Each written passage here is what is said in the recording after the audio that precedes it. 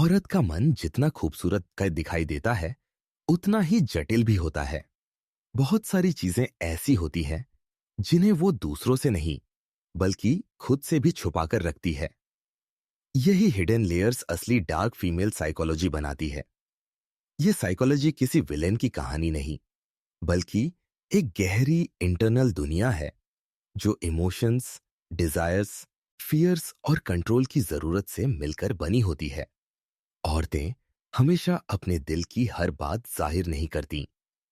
कई बार वो खुद भी नहीं समझ पाती कि उनके अंदर कौन सा इमोशन सच है और कौन सा रिएक्शन बस किसी पुराने दर्द का एको है। जब एक वुमन किसी सिचुएशन में कोल्ड या डिस्टेंट हो जाती है, तो जरूरी नहीं कि वो केयरलेस है। कई बार ये सेल्फ प्रोटेक्शन होता है। जब वो ओवर केयरिंग दिखती है, तो कई बार ये नीड फॉर वैलिडेशन होती है। जब वो चार्मिंग बनती है, तो हो सकता है ये सिर्फ अट्रैक्शन नहीं, बल्कि सटल पावर गेम हो। एक फीमेल माइंड में हमेशा दो पैरेलल रियलिटीज चलती रहती है। एक जो दुनिया को दिखाई देती है, और एक जो वो खुद से भी छुपा लेती है। इसी हिडन रियलिटी में jealousy, insecurity, emotional manipulation, silent punishment और डिजायर फॉर कंट्रोल जैसी चीजें क्वाइटली एग्जिस्ट करती है। डार्क फीमेल साइकोलॉजी को समझना मतलब उस दुनिया में झांकना जिसे वो खुद भी रेयरली एक्सप्लोर करती है। क्योंकि हर वुमन के भीतर एक साइलेंट स्टॉर्म होता है जो बाहर मुस्कुराहट दिखाता है और अंदर केओस को कंट्रोल करता है। ये वीडियो उस हिडन दुनिया की जर्नी है। वो दुनिया जहां इमोशंस सिर्फ महसूस नहीं होते, उन्हें वेपन भी बनाया जाता है। जहां लव और पावर एक ही गेम के दो साइड्स होते हैं। जहां एक स्माइल के पीछे एक स्ट्रैटेजी और एक साइलेंस के पीछे पूरा साइकोलॉजी छुपा होता है। अगर आप ये समझना चाहते हैं कि एक औरत सच में क्या सोचती है, क्या महसूस करती है और क्या छुपाती है, तो इस वीडियो को पूरा देखना। ये सिर्फ नॉलेज नहीं, एक डीप इंसाइट है जो आपकी सोच को बदल देगी। तो चलिए शुरू करते हैं। Chapter 1, silence storm. औरत के मन में हमेशा दो दुनिया चलती है। एक जो बाहर दिखती है और एक जो अंदर छुपी रहती है। बाहर की दुनिया में वो काम, सेंसिबल और इमोशनली बैलेंस्ड नजर आती है। लेकिन अंदर की दुनिया में इमोशंस लगातार मूव होते रहते हैं। यही अंदर का साइलेंट स्टॉर्म उसके हर थॉट, हर रिएक्शन और हर डिसीजन को इन्फ्लुएंस करता है। ये तूफान तेज भी हो सकता है और बहुत सटल भी, लेकिन कभी पूरी तरह खत्म नहीं होता। कई बार एक वुमन खुद भी नहीं समझ पाती कि वो किस इमोशन से रिएक्ट कर रही है। उसे लगता है वो एंग्री है, लेकिन एक्चुअली वो हर्ट होती है। उसे लगता है वो जेलस नहीं है, लेकिन अंदर इनसिक्योरिटी उसे पिंच करती रहती है। उसे लगता है वो अटैच्ड नहीं है, लेकिन साइलेंस में वही व्यक्ति उसके माइंड में बार बार रिपीट होता है। ये कंफ्यूजन ही साइलेंट स्टॉर्म की असली पहचान है, जहां इमोशंस एक दूसरे से क्लैश करते रहते हैं और वो खुद से भी छुपा लेती है कि असल में चल क्या रहा है। औरतें छोटी छोटी चीजों को भी डीपली महसूस करती हैं। किसी की टोन बदल गई, किसी ने मैसेज लेट रिप्लाई किया, किसी की नजर कोल्ड लगी। ये छोटी डिटेल्स भी उसकी इंटरनल वर्ल्ड में बड़ा इम्पैक्ट डालती है। बाहर से वो नॉर्मल बिहेव करती है, लेकिन अंदर वो पूरी सिचुएशन को एनालाइज कर चुकी होती है। कौन सच बोल रहा है, कौन एक्ट कर रहा है, कौन मैनिपुलेट कर रहा है फीमेल माइंड, इस सब को बहुत जल्दी कैच कर लेती है। लेकिन आयरनी ये है कि वो इस अवेयरनेस को रेयरली एक्सप्रेस करती है। वो मुस्कुराती रहती है, लेकिन अंदर का तूफान सब कुछ साइलेंटली रिकॉर्ड करता रहता है। जब कोई वुमन अचानक साइलेंट हो जाती है, तो उसके पीछे हमेशा कोई डीप इमोशन छुपा होता है। वो केयरलेस बनने का एक्ट करती है, लेकिन असल रीजन होता है ओवर थिंकिंग, डिसअपॉइंटमेंट या किसी अनएक्सप्रेस्ड एक्सपेक्टेशन का टूट जाना। जब वो कोल्ड हो जाती है, तो ये एटीट्यूड नहीं होता, इट्स अ शील्ड, एक प्रोटेक्शन लेयर जो उसे इमोशनली सेफ महसूस कराती है। ये साइलेंट स्टॉर्म ही उसे बताता है कि किससे डिस्टेंस रखना है, किस पर ट्रस्ट नहीं करना और किस मोमेंट पर खुद को इमोशनली बंद करना है। कई बार ये तूफान उसे स्ट्रांग भी बनाता है। जितना वो हर्ट होती है, उतना ही मैच्योर होना सीखती है। जितना वो साइलेंस में प्रोसेस करती है, उतना ही समझदार होती जाती है। लेकिन यही स्टॉर्म उसे अनप्रेडिक्टेबल भी बना देता है। एक मोमेंट वो केयरिंग होती है, नेक्स्ट मोमेंट डिस्कनेक्टेड। एक मोमेंट वो एक्सप्रेसिव होती है, नेक्स्ट मोमेंट ब्लैंक। पुरुषों को ये मूड स्विंग्स लगते हैं, लेकिन ये स्विंग्स नहीं, ये इमोशनल वेव्स होती है जो अंदर लगातार चल रही होती है। साइलेंट स्टॉर्म वो हिस्सा है जिसे औरतें दूसरों से नहीं, खुद से भी छुपाती है। इस स्टॉर्म में दबी होती है उनकी hidden desires, suppressed fears, old traumas, unspoken expectations और वो सारी बातें जो वो कभी एडमिट नहीं करना चाहती। बाहर से वो स्टेडी दिखती है, लेकिन अंदर उतनी ही लेयर्ड और इंटेंस होती है। इसी इंटेंसिटी में उसकी स्ट्रेंथ भी है और उसकी मिस्ट्री भी। अब आखिर में मैं आपसे एक बात जानना चाहता हूं, आप अगला वीडियो किस टॉपिक पर देखना पसंद करेंगे? डार्क फीमेल साइकोलॉजी का कौन सा हिडन हिस्सा आपको सबसे ज्यादा एक्सप्लोर होता देखना है? Chapter 2, hidden desires. औरत के मन में सबसे ज्यादा छुपी रहने वाली चीज होती है उसकी हिडन डिजायर्स। ये वो विशेष नहीं होती जो वो ओपनली बोल दे या किसी को बता दे। ये वो डिजायर्स होती है जिन्हें वो खुद से भी रेयरली एक्सेप्ट करती है। एक वुमन के अंदर कई तरह की इमोशनल, साइकोलॉजिकल और इवन स्ट्रेटेजिक डिजायर्स होती है, लेकिन वो इन्हें दबाकर रखती है क्योंकि सोसाइटी ने उसे सिखाया है कि महिलाओं की विशेस हमेशा सॉफ्ट, सिंपल और प्रेडिक्टेबल होनी चाहिए। लेकिन सच बिल्कुल अलग है। हर वुमन के अंदर एक स्ट्रांग डिजायर होती है कि लोग उसे समझें, उसे चाहें और उसे वैल्यू दें। लेकिन वो ये एडमिट नहीं करती क्योंकि उसे डर होता है कि कहीं ये नीडीनेस न लग जाए। जब उसे अटेंशन चाहिए होता है, वो इसे डिजायर नहीं बल्कि बस नॉर्मल फीलिंग कहकर टाल देती है। लेकिन अंदर ही अंदर वो चाहती है कि जिसकी उसे फिक्र है, वो व्यक्ति उसकी ओर नेचुरली पुल हो। यही हिडन डिजायर उसे कई बार चार्मिंग बनने, सॉफ्ट बनने या मिस्टीरियस बनने के लिए पुश करती है। कुछ डिजायर्स इमोशनल होती है, जैसे कि किसी रिलेशनशिप में कंट्रोल महसूस करना या पार्टनर से सटल डोमिनेंस चाहना या किसी खास व्यक्ति से एक्सक्लूसिव इंपॉर्टेंस पाना। वो इन डिजायर्स को ओपनली नहीं बोलती क्योंकि उसे लगता है वो सेल्फिश दिखाई देगी।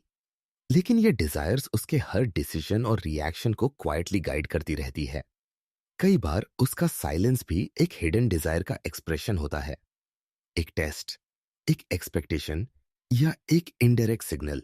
कुछ डिजायर्स साइकोलॉजिकल होती है, जैसे कि वैलिडेशन का डीप हंगर। हर वुमन की पर्सनैलिटी में वैलिडेशन की नीड किसी न किसी लेवल पर मौजूद होती है, लेकिन वो इसे एक्सेप्ट नहीं करती क्योंकि उसे लगता है कि ये वीकनेस है। इसलिए वो इस डिजायर को मास्क कर देती है, कभी एटीट्यूड में, कभी इंडिपेंडेंस में, कभी वर्क फोकस में। लेकिन अंदर वो चाहती है कि कोई उसके एफर्ट्स को नोटिस करे, उसकी ब्यूटी को एडमायर करे और उसकी इमोशनल डेप्थ को समझे। कुछ डिजायर्स प्रैक्टिकल होती है, जैसे स्टेबिलिटी, सेफ्टी, लॉयल्टी, कंसिस्टेंसी। लेकिन वो इन डिजायर्स को भी स्ट्रेट फॉरवर्ड नहीं कहती। वो बिहेवियर ऑब्जर्व करती है, रिएक्शंस नोट करती है और सिग्नल्स रीड करती है कि सामने वाला उसकी इन हिडन जरूरतों को फुलफिल कर सकता है या नहीं। अगर नहीं, तो वो डिस्टेंस बना लेती है बिना रीजन बताए। कुछ डिजायर्स डार्कर होती है, जैसे कि पावर की सटल फीलिंग, किसी को इन्फ्लुएंस करने का थ्रिल या किसी के इमोशंस पर इनडायरेक्ट होल्ड रखना। ये वो डिजायर्स है जिन्हें वो ओपनली कभी नहीं बताती क्योंकि उन्हें लगता है ये सोशली अनएक्सेप्टेबल है। लेकिन ये डिजायर्स ही कई बार उसके चार्मिंग, मिस्टीरियस या अनप्रेडिक्टेबल बिहेवियर को ड्राइव करती है। और सबसे इंटरेस्टिंग बात यह है कि वुमन खुद भी अपनी हिडन डिजायर्स को पूरी तरह समझ नहीं पाती। वो खुद से भी इन डिजायर्स को जस्टिफाई करती है, उनसे लड़ती है या उन्हें इग्नोर कर देती है। लेकिन ये डिजायर्स कभी खत्म नहीं होती, दे जस्ट हाइड डीपर। और जितनी गहराई में ये जाती है, उनका असर उतना ही पावरफुल हो जाता है। हिडन डिजायर्स एक वुमन की पर्सनैलिटी का इनविजिबल इंजन होती है। वो बाहर से जो दिखती है, उसके पीछे यही डिजायर्स क्वाइटली काम करती रहती है।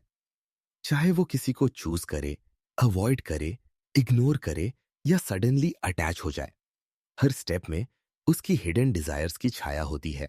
एक वुमन का मन समझना हो तो उसकी बातों को नहीं, उसकी हिडन डिजायर्स को पढ़ना पड़ता है। यही डिजायर्स उसे अट्रैक्टिव भी बनाती है और डेंजरस भी, सिंपल भी और अनप्रिडिक्टेबल भी। चैप्टर 3, बुरीद फियर्स। औरत के मन में जितनी डिजायर्स छुपी होती है, उतने ही गहरे कुछ डर भी दबे रहते हैं। ये वो फियर्स होते हैं जिनके बारे में वो रेयरली बात करती है और कई बार तो खुद भी उन्हें एक्नॉलेज नहीं करती, क्योंकि सोसाइटी ने उसे स्ट्रांग दिखने की आदत डाल दी है। वो मुस्कुराती रहती है, बिहेव नॉर्मल करती है, लेकिन अंदर कई फियर्स लगातार उसका पीछा करते रहते हैं। ये बेरिड फियर्स उसकी चॉइसेस, ट्रस्ट, रिएक्शंस और रिलेशनशिप्स सबके पीछे हिडन रूप में मौजूद रहते हैं। सबसे पहला डर होता है इमोशनल रिजेक्शन का। एक वुमन दिखाने की कोशिश करती है कि उसे फर्क नहीं पड़ता, लेकिन अंदर वो अफ्रेड रहती है कि कहीं जिसकी उसे परवाह है, वो उसके इमोशंस को समझ ना पाए। वो खुलकर एक्सप्रेस नहीं करती, क्योंकि उसे लगता है कि अगर उसने दिल की बात बता दी और सामने वाला दूर चला गया, तो वो टूट जाएगी। इसलिए वो फीलिंग्स को कंट्रोल करती है, स्लो चलती है और कई बार साइलेंस चूज करती है। यही फियर उसे ओवरथिंकिंग में डाल देता है। क्या वो केयर करता है? क्या मैं इनफ हूं? क्या मैं रिप्लेसेबल हूं? ये सवाल उसके दिमाग में घूमते रहते हैं, भले ही वो बाहर से कॉन्फिडेंट एक्ट करे। दूसरा डीप फियर होता है बिट्रियल का। औरतें लॉयल्टी को बहुत महत्व देती है, लेकिन उन्हें डर होता है कि कहीं कोई उनसे सच छुपा ना रहा हो। इस डर के कारण वो हर छोटी डिटेल ऑब्जर्व करती है, टोन, बिहेवियर, कंसिस्टेंसी, अटेंशन और इंटेंशंस। कोई भी छोटी चेंज उन्हें अनकंफर्टेबल कर देती है। ये फियर कई बार उनके ट्रस्ट बिल्डिंग प्रोसेस को स्लो बना देता है। वो टेस्ट नहीं कर रही होती, बल्कि खुद को सेफ रखने की कोशिश कर रही होती है।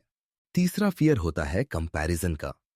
एक वुमन ओपनली बोल दे कि उसे फर्क नहीं पड़ता, लेकिन अंदर उसे ये डर हमेशा रहता है कि कहीं कोई और उससे बेटर ना हो, प्रिटियर, स्मार्टर, ज्यादा इंटरेस्टिंग या ज्यादा डिजायरेबल। ये इनसिक्योरिटी परमानेंट नहीं होती, लेकिन कुछ सिचुएशंस में एक्टिवेट हो जाती है। औरतें इस फियर को एडमिट नहीं करती, क्योंकि उन्हें लगता है ये वीकनेस है।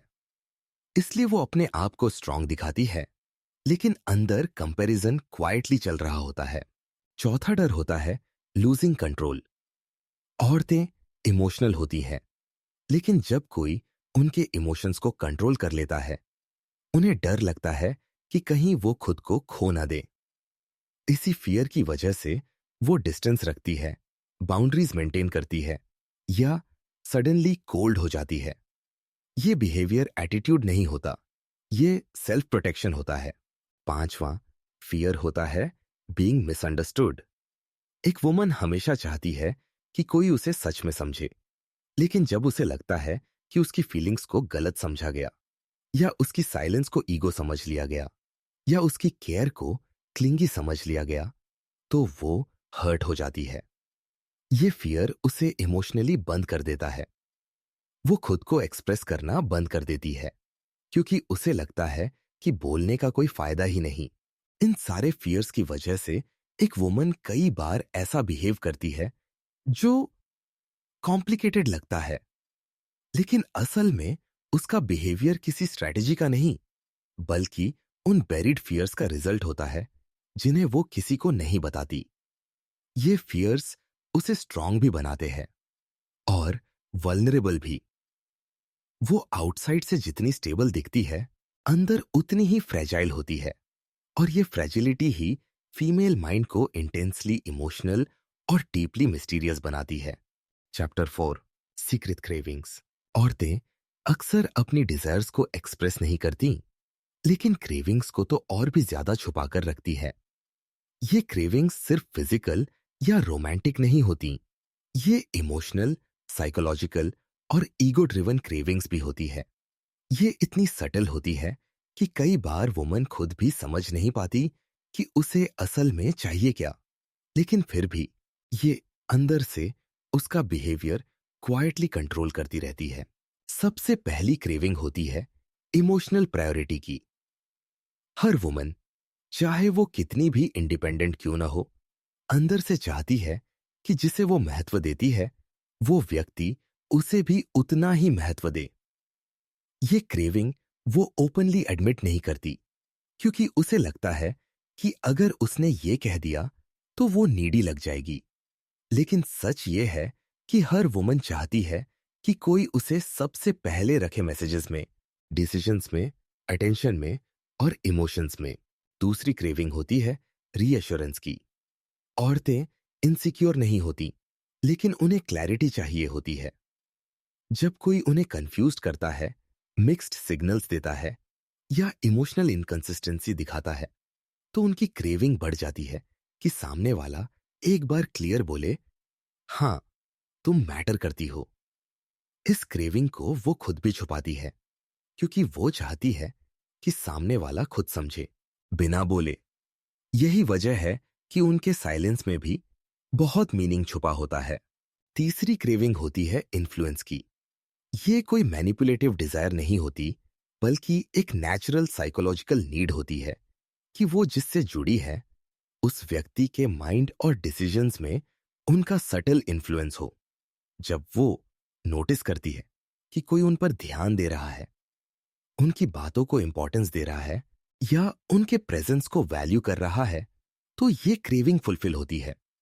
ये इन्फ्लुएंस उन्हें सेफ फील कराता है, क्योंकि उन्हें लगता है कि उनका स्थान सिक्योर है। चौथी क्रेविंग होती है थ्रिल की। एक वुमन हमेशा प्रिडिक्टेबल या बोरिंग सिचुएशंस में स्टेबल नहीं रहती। उसे एक्साइटमेंट चाहिए होती है, चाहे वो अफेक्शन का थ्रिल हो, कॉन्वर्सेशन का, अटेंशन का या इमोशनल कनेक्शन का। अगर सामने वाला हमेशा रोबोटिक या इमोशनलेस बिहेव करे, तो उसकी क्रेविंग धीरे धीरे मरने लगती है। इस क्रेविंग को सेटिस्फाई करना रिलेशनशिप को अलाइव रखता है। पांचवी क्रेविंग होती है रिस्पेक्ट की, लेकिन एक खास तरह का रिस्पेक्ट। ऐसा रिस्पेक्ट जो सिर्फ वर्ड्स में नहीं, बिहेवियर में दिखे। जैसे कि उसकी बाउंड्रीज का ऑनर करना, उसकी साइलेंस को समझना, उसकी इमोशंस को लाइटली ना लेना और उसके टाइम को वैल्यू करना। ये रिस्पेक्ट उसकी इमोशनल स्टेबिलिटी का फाउंडेशन होता है। छठी क्रेविंग होती है बीइंग चोजन। विमेन अक्सर ऐसा एक्ट करती है जैसे उन्हें फर्क नहीं पड़ता, लेकिन अंदर से उन्हें ये क्रेविंग होती है कि कोई उन्हें बाकी सबसे ऊपर चूज करे विदाउट हेजिटेशन। ये क्रेविंग हर वुमन के भीतर बहुत डीप होती है, और जब सामने वाला ये चीज नेचुरली दिखा देता है, तो उसका ट्रस्ट बहुत जल्दी बिल्ड हो जाता है। लेकिन सबसे इंटरेस्टिंग बात यह है कि ये क्रेविंग्स वो रेयरली एडमिट करती है। बाहरी दुनिया में वो प्रैक्टिकल, मैच्योर और डिटैच बनने का एक्ट करती है, लेकिन अंदर एक साइलेंट होप चलती रहती है कि कोई ऐसा व्यक्ति मिले जो बिना कहे इन क्रेविंग्स को समझ जाए। सीक्रेट क्रेविंग्स समझना मतलब फीमेल माइंड की सबसे डेलिकेट लेयर को समझना है। यह लेयर हिडन भी है, पावरफुल भी और डीपली इमोशनल भी। यही क्रेविंग्स उसे अनप्रिडिक्टेबल भी बनाती है और इंटेंसली कनेक्टेड भी। Chapter 5, shadow intent. औरतें हमेशा अपने वर्ड्स से ज्यादा अपने एक्शन से कम्युनिकेट करती है, और इन एक्शंस के पीछे अक्सर एक शैडो इंटेंट छुपा होता है। एक ऐसा इरादा जो वो कॉन्शियसली नहीं बताती, लेकिन अनकॉन्शियसली उसके बिहेवियर को शेप करता है। ये शैडो इंटेंट हमेशा नेगेटिव नहीं होता। कई बार ये प्रोटेक्शन होता है, कई बार टेस्टिंग, कई बार इमोशनल क्लैरिटी और कई बार सिर्फ सेल्फ रिस्पेक्ट को बचाने की कोशिश। एक वुमन का शैडो इंटेंट सबसे पहले उसके साइलेंस में नजर आता है। जब वो बोलना बंद करती है तो इस साइलेंस के पीछे हमेशा कोई हिडन मीनिंग होता है। या तो वो इमोशनली ओवरवेल्म्ड होती है, या किसी चीज को ऑब्जर्व कर रही होती है, या फिर किसी से अपनी वैल्यू जानने का इंतजार। यह साइलेंस पनिशमेंट नहीं होता, ये कम्युनिकेशन का सबसे डीप फॉर्म होता है। वो चाहती है कि सामने वाला इस साइलेंस को पढ़ पाए और समझ पाए कि उसके अंदर क्या चल रहा है। के गया दूसरा शैडो इंटेंट होता है डिस्टेंस बनाना। जब अचानक कोई वुमन थोड़ा दूर जाने लगती है तो इसका मतलब ये नहीं कि उसकी फीलिंग्स खत्म हो गई है। कई बार वो इंटेंशनली स्पेस लेती है ताकि वो खुद को इमोशनली रीसेट कर सके, या किसी सिचुएशन का असली ट्रूथ समझ सके। ये डिस्टेंस एक टेस्ट भी हो सकता है। वो देखना चाहती है कि एब्सेंस में सामने वाला कितना प्रयास करता है, लेकिन वो कभी एडमिट नहीं करेगी कि यह डिस्टेंस इंटेंशनल था। तीसरा शैडो इंटेंट एक्सपेक्टेशन से जुड़ा होता है। औरतें रेयरली अपनी एक्सपेक्टेशंस खुलकर बोलती है। वो चाहती है कि सामने वाला खुद समझे बिना पूछे। इसलिए उनके जेस्चर्स, छोटे हिंट्स और रिएक्शंस के पीछे एक इनडायरेक्ट मैसेज छुपा होता है। जैसे अगर वो थोड़ी कोल्ड हो जाती है तो उसका शैडो इंटेंट हो सकता है कि वो सामने वाले की एफर्ट मेजर कर रही हो। अगर वो ओवरली स्वीट हो जाती है तो उसका शैडो इंटेंट ट्रस्ट बिल्ड करना हो सकता है। ये सारे एक्शन सटल होते हैं, लेकिन उनके पीछे एक स्ट्रॉन्ग साइकोलॉजिकल पैटर्न चलता रहता है। चौथा शैडो इंटेंट होता है प्रोटेक्शन। औरतें जल्दी ट्रस्ट करती है, लेकिन डीपली ट्रस्ट करना उनके लिए रिस्की होता है। इसलिए वो अपने फीलिंग्स को पूरा रिवील नहीं करती। वो छोटे छोटे वॉल्स रखती है ताकि हर्ट होने की पॉसिबिलिटी कम हो। ये वॉल्स कभी एटीट्यूड की तरह दिखती है, कभी मूड स्विंग्स की तरह, और कभी डिटैचमेंट की तरह। लेकिन इनके पीछे इंटेंशन सिर्फ इतना होता है कि वो खुद को इमोशनली सेफ रख सके। पांचवा शैडो इंटेंट अट्रैक्शन से जुड़ा होता है। एक वुमन कभी कभी बिना बोले अपनी प्रेजेंस से अटेंशन अट्रैक्ट करती है, बॉडी लैंग्वेज, आई कांटेक्ट या सटल जेस्चर्स से। लेकिन वो रेयरली एडमिट करती है कि यह इंटेंशनल था। उसे पसंद होता है जब कोई उसकी सटल सिग्नल्स को नोटिस करे और समझे कि वो क्या फील कर रही है। ये शैडो इंटेंट नेचुरल होता है और यही उसे मिस्टीरियस बनाता है। छठा शैडो इंटेंट होता है इमोशनल क्लैरिटी का। औरतें अक्सर किसी के बिहेवियर को ऑब्जर्व करके क्लैरिटी गैदर करती है। वो वर्ड्स पर नहीं, कंसिस्टेंसी पर ट्रस्ट करती है। इसलिए उनका शैडो इंटेंट होता है कि वो सामने वाले का रियल नेचर समझ ले, रिएक्ट कैसे करता है, केयर कितनी है, लॉयल्टी कितनी स्ट्रांग है। वो हर छोटी डिटेल साइलेंटली नोट करती है। औरत का शैडो इंटेंट समझना मुश्किल है क्योंकि वो इसे बोलती नहीं, बस दिखाती है। उसके जेस्चर्स, पॉजेस, साइलेंसेस और रिएक्शंस इस हिडन इंटेंट की लैंग्वेज होते हैं। यही शैडो इंटेंट फीमेल साइकोलॉजी को ऐसा बनाता है, डीप, लेयर्ड और dangerously unpredictable. Chapter 6 emotional manipulation. औरतें अक्सर इमोशनली सेंसिटिव होती है, लेकिन सेंसिटिविटी के साथ साथ उनके अंदर एक नेचुरल एबिलिटी भी होती है सिचुएशंस को इमोशनल स्तर पर समझना, फील करना और कई बार उन्हें सटली इन्फ्लुएंस करना। इसे मैनिपुलेशन कहना हार्श लगता है, लेकिन सच ये है कि हर वुमन किसी न किसी लेवल पर इमोशनल मैनिपुलेशन का इस्तेमाल करती है, चाहे नोइंगली या अननोइंगली। ये मैनिपुलेशन हमेशा नेगेटिव पर्पस से नहीं होता। कई बार ये सेल्फ प्रोटेक्शन होता है, कई बार कनेक्शन टेस्ट करने का तरीका, और कई बार अपनी वैल्यू एस्टैब्लिश करने का सटल मेथड। सबसे पहला तरीका होता है इमोशनल विड्रॉवल। जब कोई वुमन सडनली डिस्टेंट, कोल्ड या क्वाइट हो जाती है तो सामने वाला कंफ्यूज्ड हो जाता है। लेकिन इस विड्रॉवल के पीछे कई मीनिंग्स हो सकते हैं। वो हर्ट है, वो डिसअपॉइंटेड है, उसे क्लैरिटी चाहिए, या वो देखना चाहती है कि सामने वाला एफर्ट करेगा या नहीं। ये विड्रॉल पनिशमेंट नहीं होता, ये कम्युनिकेशन का डीपर फॉर्म होता है जिसे वो वर्ड्स में नहीं बोल पाती।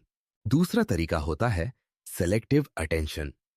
औरतें अक्सर जानती हैं कि कब किसी को अटेंशन देना है और कब इग्नोर करना है। अगर उन्हें लगता है कि सामने वाला उन्हें ग्रांटेड ले रहा है, तो वो अचानक अटेंशन कम कर देती है। यही सिलेक्टिव अटेंशन सामने वाले को इंस्टेंटली अलर्ट कर देता है और वो वुमन पर ज्यादा फोकस करने लगता है। इस मेथड से वो इनडायरेक्टली अपना इंपॉर्टेंस रिमाइंड कराती है, बिना कुछ बोले। तीसरा तरीका होता है इमोशनल ट्रिगर्स का इस्तेमाल। वुमेन बहुत जल्दी ऑब्जर्व कर लेती है कि किस बात से सामने वाला हर्ट होता है, किससे जेलस होता है, किससे इनसिक्योर होता है। अगर रिलेशनशिप अनस्टेबल हो रहा हो या उन्हें लगता है कि सामने वाला इमोशनली इन्वेस्ट नहीं कर रहा, तो वो इन ट्रिगर्स को सटली यूज कर लेती है। जैसे किसी और की तारीफ करना, थोड़ी डिस्टेंस दिखाना या अपनी इंडिपेंडेंस पर जोर देना। ये सब सीधे मैनिपुलेशन नहीं है, ये एक सिग्नल है कि उन्हें वैल्यू मिलनी चाहिए। चौथा तरीका गिल्ट का सटल इस्तेमाल है। औरतें रेयरली डायरेक्टली ब्लेम करती है, लेकिन उनके वर्ड्स और टोन में गिल्ट का इमोशनल कलर आ जाता है। जैसे, ठीक है, कोई बात नहीं, मैंने सोचा था तुम समझोगे, या मैंने तो इतना एक्सपेक्ट नहीं किया था। ये लाइन सामने वाले को इमोशनली पुश करती है कि वो अपने बिहेवियर पर रीथिंक करे। इससे वो अपनी वैल्यू साइलेंटली एस्टैब्लिश करती है। पांचवा तरीका होता है इमोशनल कॉन्ट्रास्ट। कभी बहुत केयरिंग होना, अचानक थोड़ा कोल्ड हो जाना, फिर थोड़ी वार्मथ दिखाना। ये कॉन्ट्रास्ट सामने वाले के माइंड में क्यूरियोसिटी और कंफ्यूजन दोनों क्रिएट करते हैं। आदमी सोचता रहता है कि असल इमोशन क्या है। यही कॉन्ट्रास्ट वुमन की प्रेजेंस को इम्पैक्टफुल बना देता है। ये मैनिपुलेशन नहीं लगती, लेकिन डीपर साइकोलॉजी में ये इमोशनल कंट्रोल का एक फॉर्म है। छठा तरीका टीयर्स का यूज है। औरतें जानती हैं कि टीयर्स किसी भी सिचुएशन का इमोशनल ग्रेविटी इंस्टेंटली चेंज कर देती है, लेकिन हर टीयर मैनिपुलेशन नहीं होता। कई बार टीयर्स इनवॉलंटरी रिएक्शन होते हैं, लेकिन इसका इफेक्ट उतना ही पावरफुल होता है। सामने वाला तुरंत सेंसिटिव हो जाता है, डिफेंसिव ब्रेक हो जाता है और कनेक्शन वापस इमोशनल हो जाता है। इमोशनल मैनिपुलेशन समझना मुश्किल है, क्योंकि ये लाउड नहीं होता, ये क्वाइट, सॉफ्ट और इनडायरेक्ट होता है। ये किसी गेम की तरह नहीं चलता, यह एक सर्वाइवल मैकेनिज्म होता है, एक इमोशनल लैंग्वेज जिसे विमेन नेचुरली सीख लेती है। यही कारण है कि फीमेल माइंड कई बार सिंपल दिखते हुए भी डीपली कॉम्प्लेक्स होता है। Chapter 7 unspoken power. औरतें बहुत कुछ बोलती है, लेकिन उनका सबसे बड़ा पावर वही होता है जो वो कभी बोलती नहीं। यह अनस्पोकन पावर उनके बिहेवियर, उनकी प्रेजेंस, उनकी साइलेंस और उनकी इमोशनल इंटेलिजेंस से जन्म लेता है। यह पावर लाउड नहीं होता, लेकिन इसका प्रभाव बहुत गहरा होता है। पुरुष जहां स्ट्रेंथ को दिखाकर असर्ट करते हैं, वही महिलाएं पावर को महसूस कराकर एस्टैब्लिश करती है। इसी सटल, साइलेंट और इनविजिबल पावर को हम अनस्पोकन पावर कहते हैं। सबसे पहले यह पावर नजर आता है उसकी साइलेंस में। एक वुमन का साइलेंस हमेशा एम्प्टी नहीं होता। इसके पीछे मीनिंग्स, इमोशंस और सिग्नल्स छुपे होते हैं। जब वो किसी बात से हर्ट होती है, तो अक्सर वो लाउड रिएक्शन नहीं देती, वो चुप हो जाती है। यह चुप्पी कई बार सामने वाले को किसी भी आर्ग्यूमेंट से ज्यादा प्रभावित करती है। साइलेंस एक तरह का इमोशनल मिरर बन जाता है, जिसमें सामने वाला अपने बिहेवियर को खुद देखता है। यही अनस्पोकन पावर उसे बिना बोले कंट्रोल देता है। दूसरा पावर आता है उसकी अटेंशन से। औरतें बहुत सिलेक्टिव अटेंशन देती है। जब वो किसी को ध्यान देती है, तो सामने वाला स्पेशल फील करता है, और जब वो अटेंशन विड्रॉ कर लेती है तो सामने वाला इंस्टेंटली इनसिक्योरिटी फील करने लगता है। यह अटेंशन का देना और छीन लेना एक नेचुरल पावर बन जाता है, जिसे वुमन कॉन्शियसली भी कंट्रोल नहीं करती, लेकिन उसका असर बहुत स्ट्रांग होता है। तीसरा अनस्पोकन पावर होता है उसके इंट्यूशन में। वुमेन अक्सर वर्ड्स से नहीं, एनर्जी और वाइब से समझती है कि सामने वाला क्या चाहता है, क्या छुपा रहा है, या उसकी इंटेंशंस कैसी है। यह इंट्यूशन ही उन्हें इमोशनली वन स्टेप अहेड रखता है। वो किसी के बिहेवियर को इतनी जल्दी डिकोड कर लेती है कि कभी कभी सामने वाला खुद भी नहीं जानता कि वो क्या महसूस कर रहा है। यही इंट्यूटिव अंडरस्टैंडिंग उन्हें सिचुएशंस में साइलेंट एडवांटेज देती है। चौथा पावर है उसकी इमोशनल रिस्ट्रेंट। औरतें बहुत भावुक होती है, लेकिन जब वो किसी निर्णय के लिए खुद को इमोशनली होल्ड करती है तो उनकी स्ट्रेंथ कई लोगों को शॉक कर देती है। जब वो डिसाइड कर लेती है कि अब किसी को इंपॉर्टेंस नहीं देना, कोई बात नहीं दोहरानी, कोई इमोशन नहीं दिखाना, तो उनका डिटैचमेंट किसी भी हार्ड डिसीजन से ज्यादा पावरफुल बन जाता है। यह अनस्पोकन डिसीजन मेकिंग पावर उन्हें इंटरनली अनशेकेबल बना देती है। पांचवा पावर आता है कॉन्ट्रास्ट से। एक मोमेंट पर वह बहुत सॉफ्ट, केयरिंग और जेंटल होती है।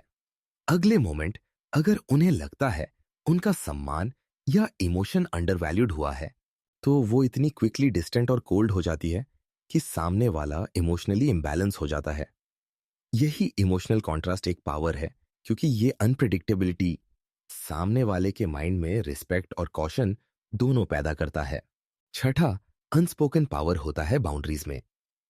औरतें बाउंड्रीज रेयरली अनाउंस करती है, वो सिर्फ बिहेवियर चेंज कर देती है और सामने वाला खुद समझ लेता है कि लिमिट क्रॉस हो गई है। यह साइलेंट बाउंड्री सेटिंग कई बार लाउड आर्ग्यूमेंट से ज्यादा इफेक्टिव होती है, क्योंकि इसमें ईगो नहीं, डिग्निटी होती है। एक वुमन का अनस्पोकन पावर उसकी सबसे डेंजरस और सबसे ब्यूटीफुल ताकत होती है। यह पावर किसी डोमिनेंस के लिए नहीं, बल्कि सेल्फ रिस्पेक्ट और इमोशनल सर्वाइवल के लिए पैदा होता है। यही वजह है कि विमेन रेयरली एक्सप्लेन देमसेल्व्स, क्योंकि उनके जेस्चर्स, पॉजेस और साइलेंस ही उनकी सबसे पावरफुल लैंग्वेज होते हैं। Chapter 8 dual identity. हर औरत के अंदर दो आइडेंटिटीज होती है, एक जो दुनिया के सामने होती है और एक जो सिर्फ उसकी इंटरनल दुनिया में एग्जिस्ट करती है। ये ड्यूअल आइडेंटिटी वीकनेस नहीं, बल्कि सर्वाइवल का तरीका है, क्योंकि महिलाएं हर जगह एक जैसा व्यवहार नहीं कर सकती। उन्हें सोसाइटी, रिलेशनशिप्स, फैमिली और इमोशंस के अनुसार खुद को एडजस्ट करना पड़ता है। यही एडजस्टमेंट समय के साथ एक पैरेलल पर्सनैलिटी बना देते हैं, एक ऐसी पर्सनैलिटी जिसे वो रेयरली रिवील करती है। पहली आइडेंटिटी होती है उनकी बाहरी आइडेंटिटी। जो लोग देखते हैं कॉन्फिडेंट, मैच्योर, काम, कंपोज्ड और इमोशनली बैलेंस्ड, वो अपने वर्ड्स, अपीयरेंस, बिहेवियर और रिएक्शन से दुनिया को एक कंट्रोल्ड वर्जन दिखाती है। वो केयरफुल रहती है कि उनकी वल्नरेबिलिटी, इनसिक्योरिटीज या इमोशनल टर्बुलेंस किसी को नजर ना आ जाए। इस आइडेंटिटी में वो स्ट्रांग दिखती है, इंडिपेंडेंट लगती है और इमोशंस को ग्रेसफुली हैंडल करती है। लेकिन उनकी दूसरी आइडेंटिटी बिल्कुल अलग होती है। यह आइडेंटिटी उनके deepest fears, hidden desires, private thoughts और इमोशनल कियोस से बनी होती है। इस आइडेंटिटी में वो हर चीज को इंटेंसली महसूस करती है, हर स्मॉल डिटेल ऑब्जर्व करती है और हर जेस्चर को एनालाइज करती है। उनकी इंटरनल आइडेंटिटी ज्यादा सेंसिटिव भी होती है, ज्यादा इमोशनल भी और कई बार ज्यादा फ्रेजाइल भी।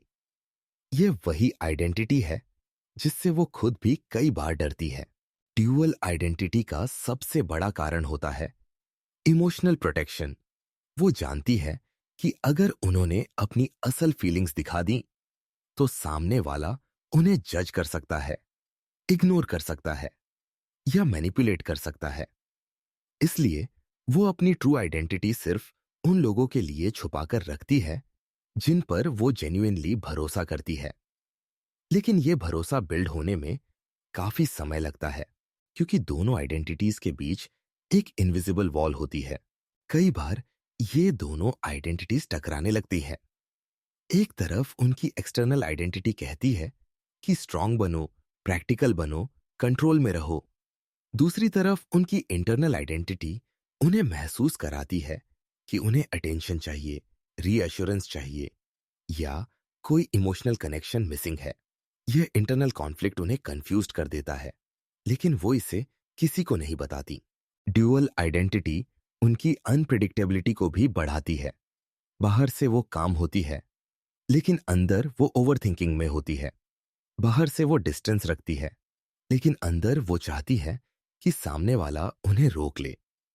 बाहर से वो अनइंटरेस्टेड लगती है, लेकिन अंदर वो डीपली अटैच्ड होती है। एक वुमन के बिहेवियर को समझना मुश्किल इसलिए लगता है क्योंकि लोग सिर्फ उसकी एक्सटर्नल आइडेंटिटी देखते हैं, इंटरनल आइडेंटिटी नहीं। कुछ वुमेन अपनी इंटरनल आइडेंटिटी को आर्ट, राइटिंग, जर्नलिंग या लेट नाइट थॉट्स के जरिए एक्सप्रेस करती है, लेकिन ज्यादातर इसे छुपाकर रखती है। ये हिडन साइड ही उनकी डेप्थ, उनकी मिस्ट्री और उनकी इमोशनल इंटेंसिटी को डिफाइन करता है। ड्यूअल आइडेंटिटी वो रीजन है जिसकी वजह से एक वुमन कभी सिंपल नहीं होती। वो एक लेयर्ड पर्सनैलिटी होती है जो हर दिन दो दुनियाओं, आउटर वर्ल्ड और इनर वर्ल्ड के बीच बैलेंस बनाने की कोशिश करती है। यही बैलेंस उसे स्ट्रांग भी बनाता है और इनकॉम्प्रिहेंसिबल भी। Chapter 9, mask control. औरतें अक्सर अपने इमोशंस को ओपनली एक्सप्रेस नहीं करती। इसके बजाय वो एक इनविजिबल मास्क पहन लेती है, एक ऐसा मास्क जो उन्हें सिचुएशन के हिसाब से कंट्रोल देता है। इस मास्क के पीछे उनकी असल फीलिंग्स, इनसिक्योरिटीज और थॉट्स छुपे रहते हैं। ये मास्क कंट्रोल सिर्फ सेल्फ प्रोटेक्शन नहीं होता, बल्कि इमोशनल पावर का सटल फॉर्म भी होता है, क्योंकि जिस पल वो अपनी असली फीलिंग्स रिवील कर दे, वो वल्नरेबल हो जाती है। लेकिन मास्क पहनकर वो खुद को और सिचुएशन दोनों को कंट्रोल में रखती है। सबसे कॉमन मास्क होता है न्यूट्रलिटी का मास्क। जब वुमन किसी बात से डीपली हर्ट होती है, तो वह अक्सर न्यूट्रल एक्ट करती है, जैसे कुछ हुआ ही नहीं। उसका फेस काम रहता है, वॉइस स्टेडी रहती है और बिहेवियर नॉर्मल दिखता है। लेकिन अंदर उसकी एनर्जी पूरी तरह डिस्टर्ब्ड होती है। यह मास्क उसे कंट्रोल देता है कि सामने वाला उसकी कमजोरी न देख सके। इसी न्यूट्रल मास्क की वजह से कई बार लोग समझ ही नहीं पाते कि वुमन किस डेप्थ से प्रभावित हुई है। दूसरा मास्क होता है कॉन्फिडेंस का। कभी कभी वो अंदर से कंफ्यूज्ड, इनसिक्योर या इमोशनली शेकन होती है, लेकिन बाहर से वो स्ट्रांग और कॉन्फिडेंट दिखती है।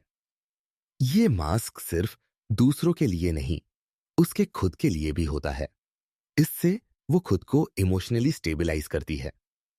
लोग सोचते हैं कि वो कंप्लीटली सॉर्टेड है, लेकिन सच में वो खुद से कई सवालों में उलझी होती है। ये कॉन्फिडेंस मास्क सोसाइटी में सरवाइव करने का सबसे इफेक्टिव तरीका है, क्योंकि वीकनेस दिखाना उसके लिए रिस्की होता है। तीसरा मास्क होता है इंडिफरेंस का। जब उसे लगता है कि सामने वाला उसकी फीलिंग्स को वैल्यू नहीं कर रहा, तो वो कोल्ड एक्ट करने लगती है। वो इंटरेस्ट कम दिखाती है, रिस्पॉन्सेस शॉर्ट कर देती है और इमोशंस को मिनिमम कर देती है। ये मास्क सामने वाले को इंस्टेंटली सिग्नल देता है कि कुछ रॉन्ग है, लेकिन एक्चुअल पर्पस ये होता है कि वो खुद को डिसअपॉइंटमेंट से बचा सके। यह इंडिफरेंस मास्क एक प्रोटेक्टिव शील्ड होता है, जिसका इस्तेमाल वो तब करती है जब वो इमोशनली ओवर इन्वेस्ट नहीं करना चाहती। चौथा मास्क होता है ओवर एक्सेप्टेंस का। कई बार वो किसी की बात, बिहेवियर या मिस्टेक को एक्सेप्ट कर लेती है बिना आर्ग्यू किए। लोग सोचते हैं कि उसे फर्क नहीं पड़ता, लेकिन असल में उसके पीछे दो इंटेंशंस होते हैं। या तो वो इमोशनली एग्जॉस्टेड होती है, और कॉन्फ्लिक्ट अवॉइड करना चाहती है, या फिर वो क्वाइटली ऑब्जर्व कर रही होती है कि सामने वाला अपनी गलती खुद समझता है या नहीं। ये मास्क उसे सिचुएशन पर साइलेंट कंट्रोल देता है और सामने वाले की रियल नेचर रिवील करता है। पांचवा मास्क होता है पॉजिटिविटी का। जब वो ब्रोकन या ड्रेन्ड होती है, तब भी वो स्माइल करती है, जोक्स करती है, नॉर्मल बिहेव करती है। ये पॉजिटिविटी मास्क सबसे डिसेप्टिव होता है, क्योंकि इससे कोई इमेजिन नहीं कर सकता कि वो किस इंटरनल बैटल से गुजर रही है। लेकिन इस मास्क के पीछे वो खुद को हीलिंग टाइम दे रही होती है। मास्क कंट्रोल एक वुमन की सबसे रिफाइंड साइकोलॉजिकल एबिलिटी है। ये उसे अननेसेसरी हर्ट, मिसअंडरस्टैंडिंग और इमोशनल केओस से बचाता है। लेकिन यही मास्क उसे रहस्यमयी, अनप्रिडिक्टेबल और इमोशनली अनरीडेबल बना देता है। लोग उसकी काम फेस देखकर अस्यूम कर लेते हैं कि वो फाइन है, लेकिन उसकी रियल स्टोरी मास्क के पीछे छुपी रहती है, गहरी, लेयर्ड और कभी-कभी दर्द भरी। Chapter 10, forbidden longing.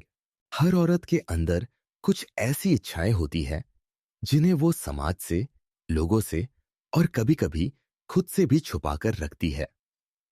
ये डिजायर्स सोशली एक्सेप्टेबल नहीं लगती, इसलिए वो उन्हें दबा देती है। लेकिन दबाना और मिटा देना दो अलग बातें हैं। फॉरबिडन लॉन्गिंग वो हिडन इमोशनल स्पेस है जहां उसकी डीपेस्ट फैंटेसीज, सप्रेस्ड फीलिंग्स और अनस्पोकन इमोशनल हंगर क्वाइटली जीवित रहती है। फॉरबिडन लॉन्गिंग का सबसे कॉमन रूप होता है इमोशनल इंटेंसिटी की क्रेविंग। एक वुमन अंदर से चाहती है कि कोई ऐसा मिले जो उसे एक अलग लेवल पर समझे, सरफेस से नहीं, डेप्थ से। लेकिन वो ये ओपनली एक्सेप्ट नहीं करती, क्योंकि उसे लगता है कि इस तरह की इंटेंसिटी रिस्क लेकर आती है। उसे डर होता है कि अगर इमोशंस ज्यादा गहरे हो गए तो हर्ट भी गहरा होगा। इसलिए वो अपनी लॉन्गिंग को परतों में छुपा देती है। लेकिन वो लॉन्गिंग कभी खत्म नहीं होती। दूसरी फॉरबिडन लॉन्गिंग होती है इमोशनल डोमिनेंस की। हर वुमन डोमिनेंस चाहती है, लेकिन कंट्रोल लूज नहीं करना चाहती। यह बैलेंसिंग एक्ट बहुत डेलिकेट होता है। वो चाहती है कि कोई उसे इमोशनली हैंडल करे, लेकिन उसी वक्त रिस्पेक्ट भी दे। वह चाहती है कि कोई उसके मूड्स, साइलेंसेस और फियर्स को समझे बिना उसे जज किए। यह लॉन्गिंग रेयर कनेक्शंस में पूरी होती है, लेकिन अक्सर उसे ऐसी क्लैरिटी नहीं मिलती, इसलिए वह इसे अपने अंदर छुपाकर रखती है। तीसरी फॉरबिडन लॉन्गिंग होती है वैलिडेशन की हंगर। सोसाइटी ने महिलाओं को सिखाया है कि वैलिडेशन मांगना कमजोरी है, लेकिन सच यह है कि औरतें गहरे लेवल पर चाहती है कि कोई उनके प्रेजेंस, ब्यूटी, एफर्ट और इमोशंस को नोटिस करे। उन्हें अच्छा लगता है जब कोई जेन्युइनली उनकी तारीफ करे, उनकी बातें सुने या उनके मूड स्विंग्स के पीछे के रीजन समझे। लेकिन ये लॉन्गिंग वो एक्सेप्ट नहीं करती, क्योंकि उसे लगता है कि लोग इसे अटेंशन सीकिंग समझेंगे। चौथी फॉरबिडन लॉन्गिंग होती है इमोशनल फ्रीडम की। एक वुमन चाहती है कि वो कुछ सिचुएशंस में खुद को बिना फियर एक्सप्रेस कर सके, चाहे वो लव हो, एंगर हो या डिजायर हो। लेकिन सोसाइटी ने उसे हमेशा कंट्रोल्ड रहना सिखाया है, इसलिए वो अपनी इमोशनल फ्रीडम की क्रेविंग को सप्रेस कर देती है। वो बाहर से काम दिखती है, लेकिन अंदर एक जगह होती है जहां वह खुद को बिना रूल्स के इमेजिन करती है। पांचवी फॉरबिडन लॉन्गिंग फिजिकल नहीं, साइकोलॉजिकल होती है, किसी के माइंड में स्पेशल प्लेस पाने की।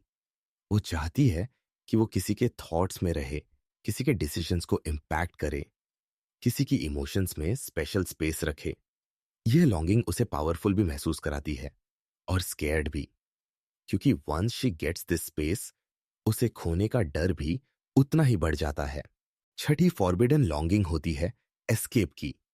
जब लाइफ हैवी हो जाती है, इमोशंस कंफ्यूजिंग होते हैं या कोई कनेक्शन कॉम्प्लिकेटेड हो जाता है, तो वो विश करती है कि थोड़ी देर के लिए सब डिसअपियर हो जाए। एक ऐसी दुनिया जहां वो सिर्फ खुद हो, दूसरों की एक्सपेक्टेशन से मुक्त। पर ये लॉन्गिंग वो रेयरली बोलती है। फॉरबिडन लॉन्गिंग एक वुमन की सबसे प्राइवेट इमोशनल रियलिटी होती है। ये उन फीलिंग्स की जगह है जो सोशली विजिबल नहीं होती, लेकिन इंटरनली उसे डिफाइन करती है। इसे समझ लेने से फीमेल साइकोलॉजी का सबसे हिडन और सबसे इंटेंस चैप्टर खुल जाता है। Chapter 11, covert instinct.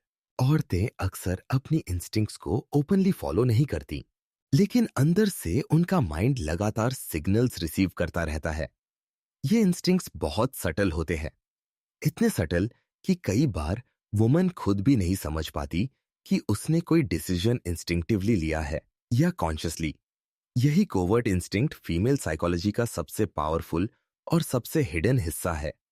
ये इंस्टिंक्ट ना सिर्फ उनके बिहेवियर को गाइड करता है, बल्कि उनके आसपास के लोगों को भी इन्फ्लुएंस करता है।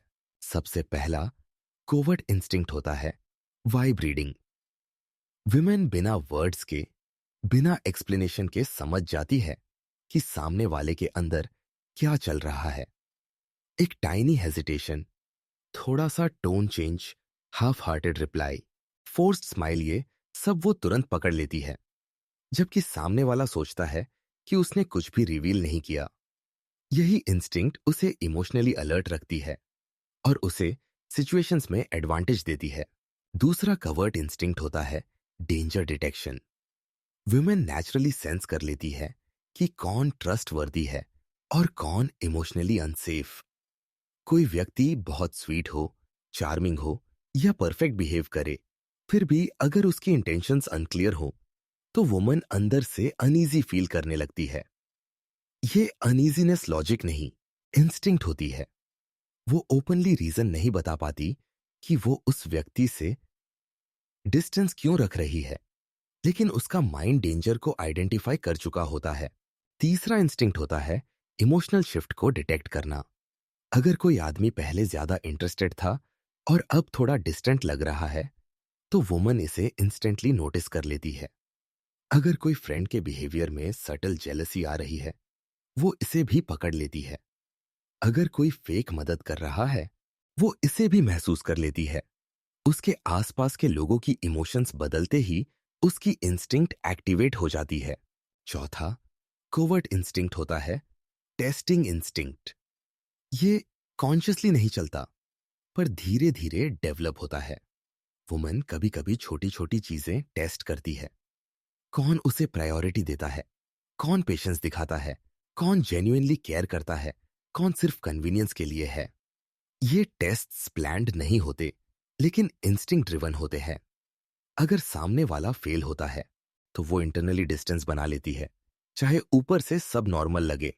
पांचवा इंस्टिंक्ट होता है इमोशनल प्रिडिक्शन।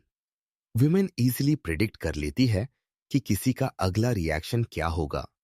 कौन एंग्री होगा, कौन डिसअपियर होगा, कौन लॉयल रहेगा और कौन सिचुएशन से भाग जाएगा। ये प्रिडिक्शन एक्यूरेसी इतनी स्ट्रांग होती है कि कई बार वो फ्यूचर बिहेवियर पहले ही सेंस कर लेती है। इसलिए कुछ विमेन सडनली डिटैच्ड हो जाती है, even before something bad happens. छठा कवर्ट इंस्टिंक्ट होता है सेलेक्टिव वल्नरेबिलिटी। एक वुमन नेचुरली जानती है कि किसके सामने वो अपने इमोशंस खोल सकती है। अगर उसकी इंस्टिंक्ट कहती है कि सामने वाला समझेगा, तो वो खुल जाती है।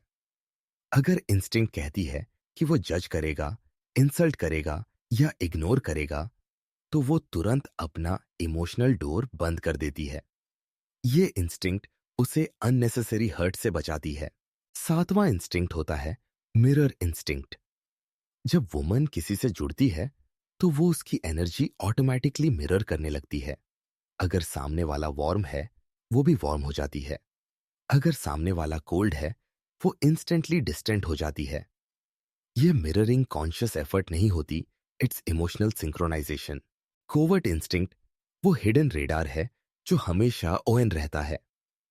कोई इसे देख नहीं पाता, लेकिन यही रेडार एक वुमन को इमोशनली स्ट्रांग, सोशली अवेयर और सरप्राइजिंगली इंट्यूटिव बनाता है। यही वजह है कि लोग कहते हैं औरतें गलत नहीं होती, बस उनकी इंस्टिंक्ट दूसरों से तेज होती है। Chapter 12, dangerous charm. औरत की सबसे पावरफुल क्वालिटी होती है उसकी चार्म, लेकिन यह चार्म हमेशा इनोसेंट नहीं होती।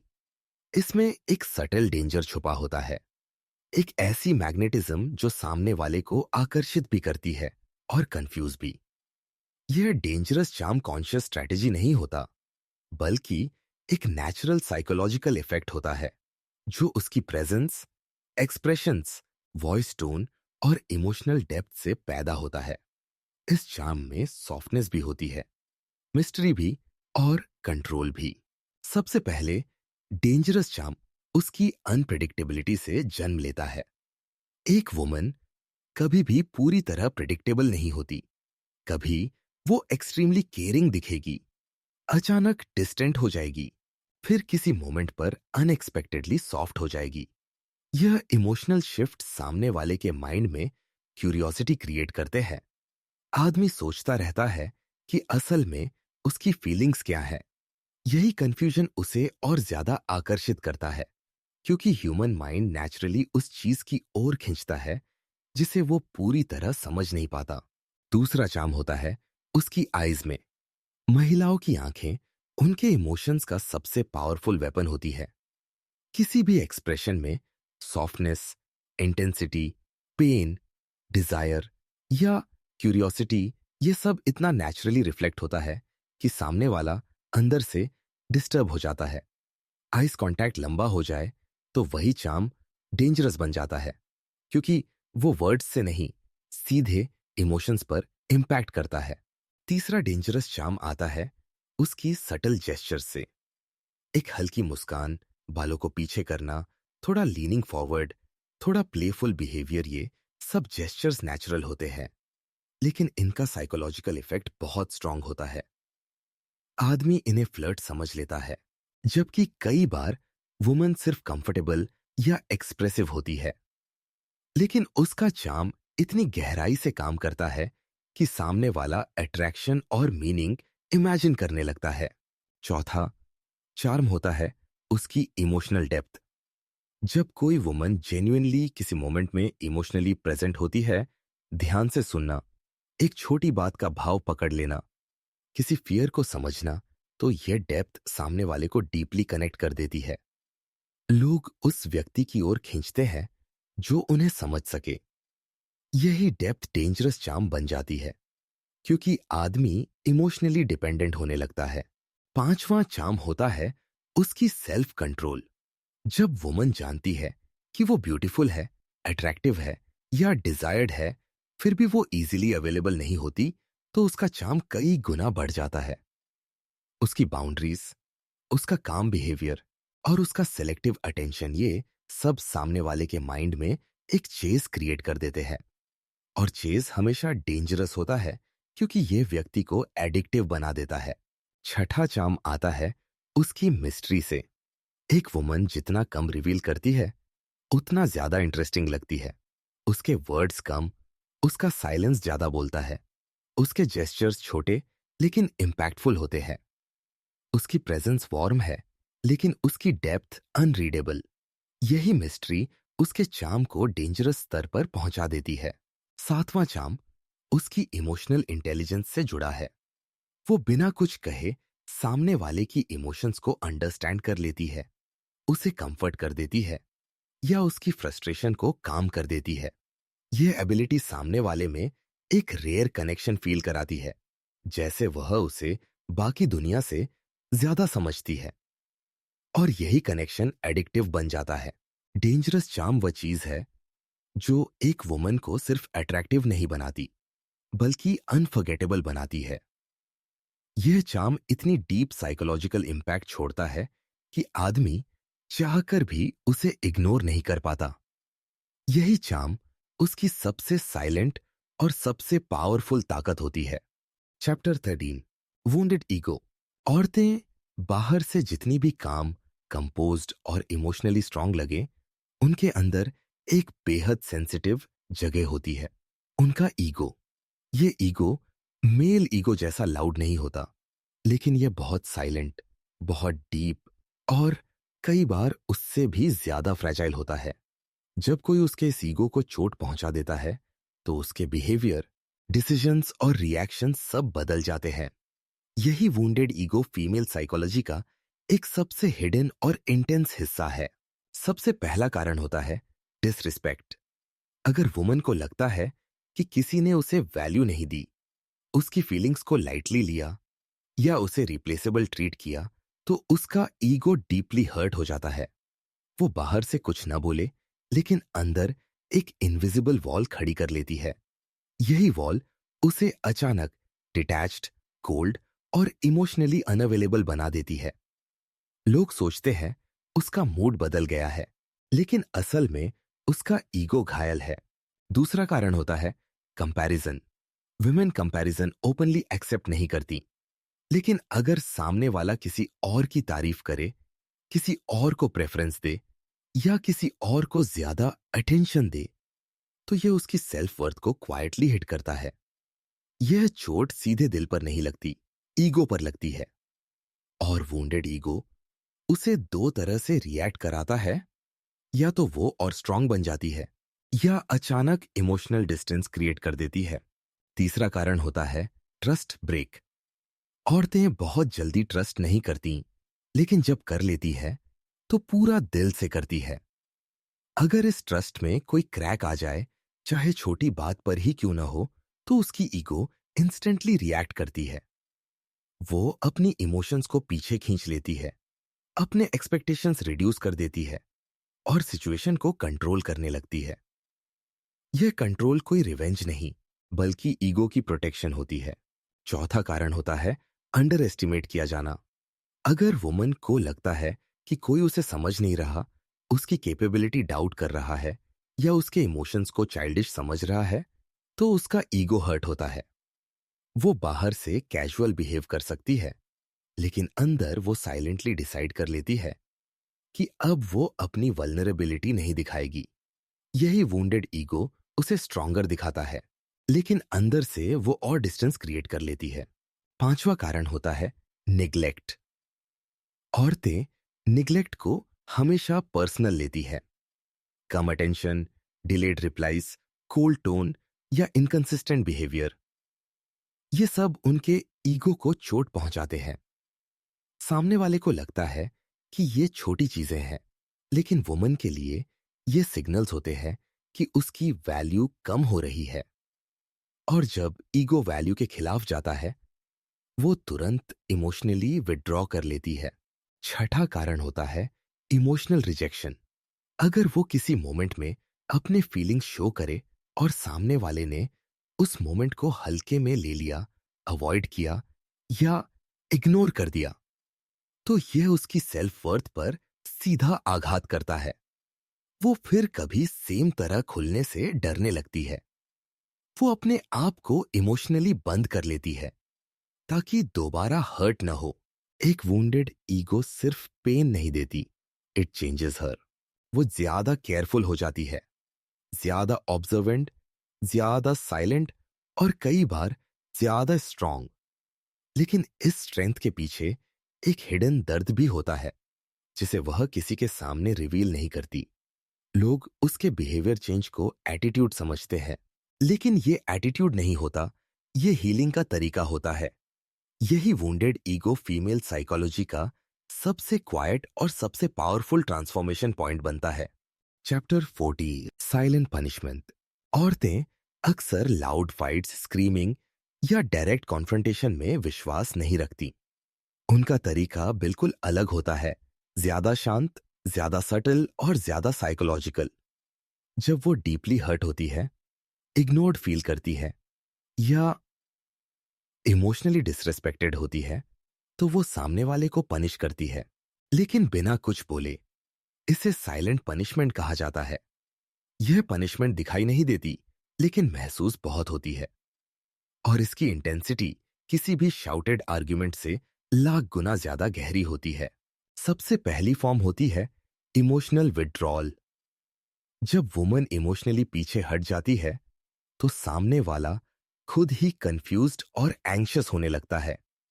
वो वही बातें दोहराती नहीं, वो वही एफर्ट्स नहीं करती, और वो वही वार्मथ नहीं दिखाती। लोग समझ नहीं पाते कि क्या हुआ, लेकिन उसके अंदर एक लाइन क्रॉस हो चुकी होती है। यह विड्रॉवल उसे पावर देता है, क्योंकि अब वह इमोशन नहीं, डिस्टेंस से सिचुएशन कंट्रोल कर रही होती है। दूसरी फॉर्म होती है सेलेक्टिव साइलेंस। जब वो हर्ट होती है तो वो बात को खींचती नहीं, सिंपली चुप हो जाती है। यह साइलेंस पनिशमेंट नहीं दिखता, लेकिन सामने वाले को सबसे ज्यादा इंपैक्ट करता है, क्योंकि साइलेंस एक मिरर होता है। सामने वाला अपनी गलती खुद देखता है। उसकी माइंड में डाउट, गिल्ट और कंफ्यूजन बढ़ता जाता है। यही साइलेंट प्रेशर वुमन को एडवांटेज देता है, बिना एक शब्द कहे। तीसरी फॉर्म होती है अटेंशन कट ऑफ। औरतें जानती हैं कि उनके अटेंशन का वेट क्या है। जब वो सडनली अटेंशन कम कर देती है, मैसेजेस शॉर्ट हो जाते हैं, कॉल्स अवॉइड होने लगते हैं, टोन न्यूट्रल हो जाता है, तो सामने वाला इंस्टेंटली इनसिक्योर हो जाता है। ये अटेंशन का लॉस एक साइलेंट रिमाइंडर होता है कि उसने कुछ गलत किया है।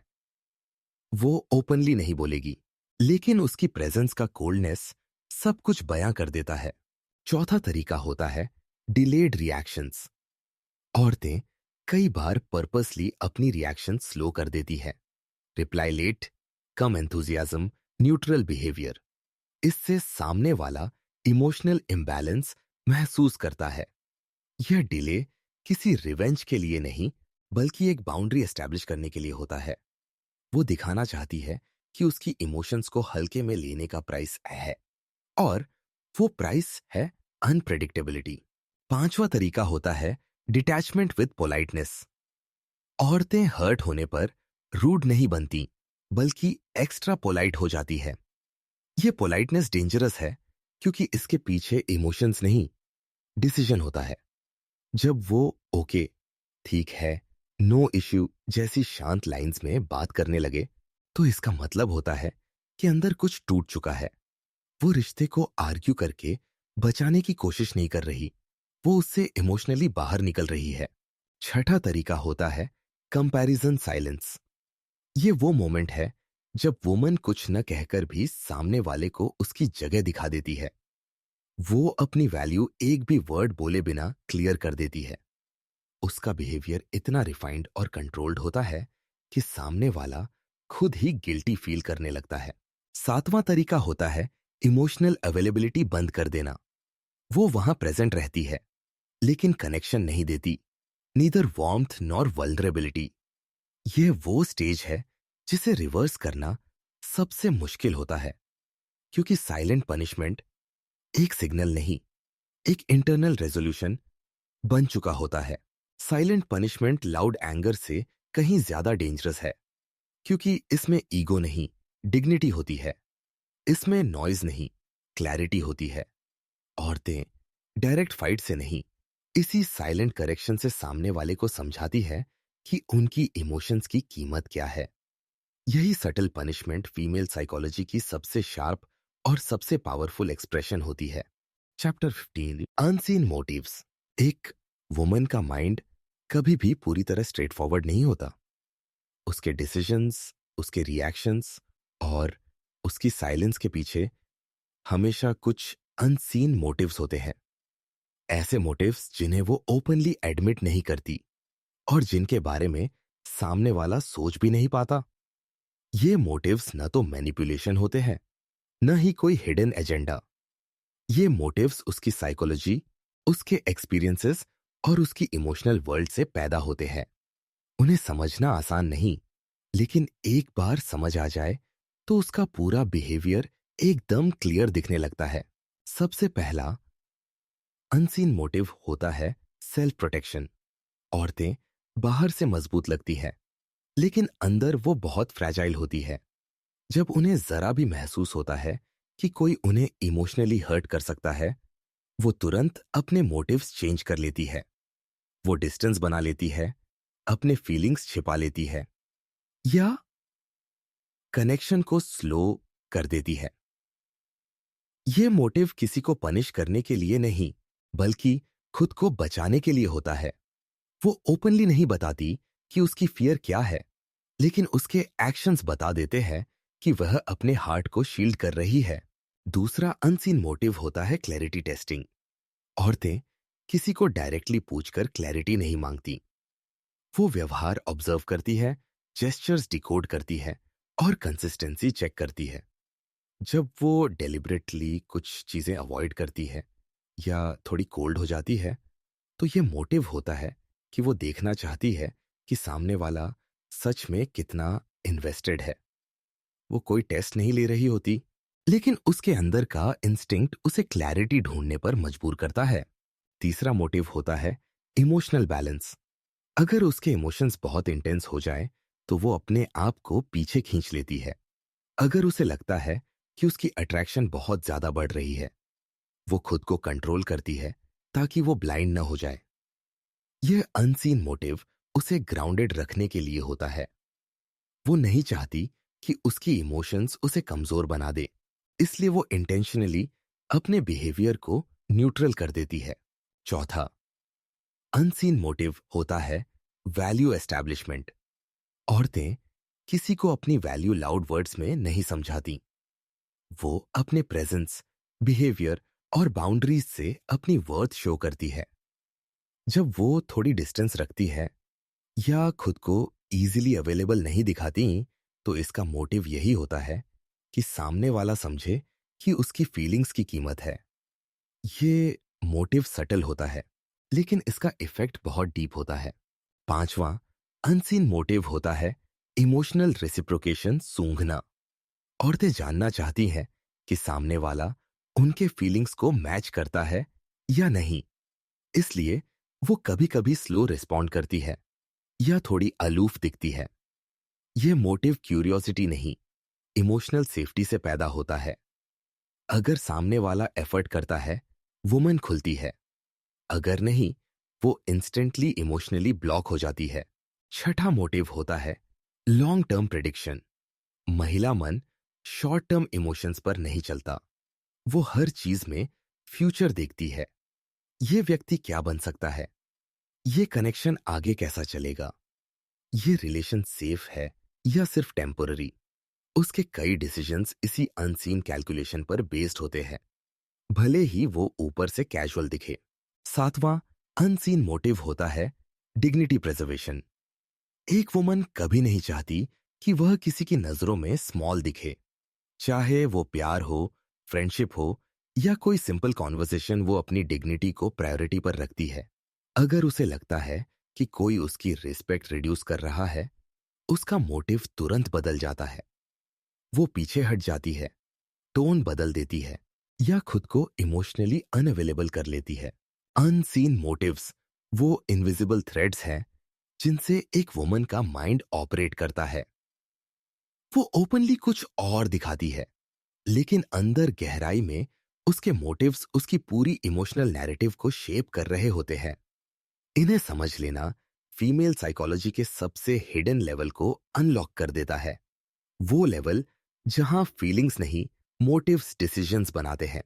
अगर आपने इस पूरी वीडियो में अपने आप को, अपने एक्सपीरियंसेस को या किसी और को कहीं ना कहीं रिफ्लेक्ट होते देखा है, तो इसे यहीं खत्म मत करो। डार्क फीमेल साइकोलॉजी सिर्फ समझने का विषय नहीं, ये वो लेंस है जिससे आप रिश्तों, बिहेवियर और लोगों की इंटेंशंस को साफ देखने लगते हैं। अगर आपको ये जर्नी इंसाइटफुल लगी हो, तो अगले चैप्टर्स और भी गहरे, और भी शार्प और भी आई ओपनिंग होंगे। तो अगर आप ऐसी ही इंटेंस और माइंड ओपनिंग साइकोलॉजिकल वीडियोस आगे भी देखना चाहते हैं, तो वीडियो को लाइक करें, चैनल को सब्सक्राइब करें और बेल आइकॉन जरूर दबाएं, ताकि अगला डार्क साइकी एपिसोड सबसे पहले आप तक पहुंचे।